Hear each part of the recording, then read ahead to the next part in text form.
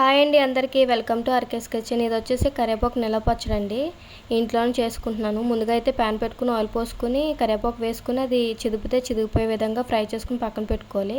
ఇప్పుడు అదే మూకుల్లో ఆయిల్ పోసుకుని కొంచెం పచ్చెనపప్పు, మినపగుళ్ళు, ధనియాలు, జీలకర్ర వేసుకుని ఫ్రై అయిన తర్వాత మన టేస్ట్ తగ్గట్టుగా ఎండుమిర్చి, అలానే 4-5 వెల్లుల్లిపాయ రెబ్బలు వేసుకుని ఫ్రై చేసుకుని పక్కన పెట్టుకుని చల్లార్చుకోవాలి. అది చల్లారిన తర్వాత మిక్సీ జార్లో తీసుకుని తగినంత ఉప్పు, అలానే చింతపండు వేసుకుని పచ్చగా కొంచెం మెత్తగానే కానీ అక్కడక్కడ పచ్చగా మిక్సీ చేసుకుని పక్కన పెట్టుకోవాలి.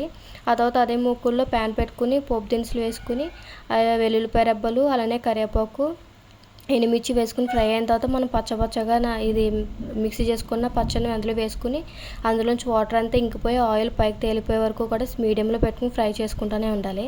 ఇలా ఆయిల్ పైకి తేలిపోయిన తర్వాత గ్లాస్ జార్లో తీసుకుని స్టోర్ చేసుకోవడమే. ఈ వీడియో కనుక మీకు నచ్చితే లైక్ చేయండి, షేర్ చేయండి, అలానే నా ఛానల్ సబ్స్క్రైబ్ చేసుకోండి.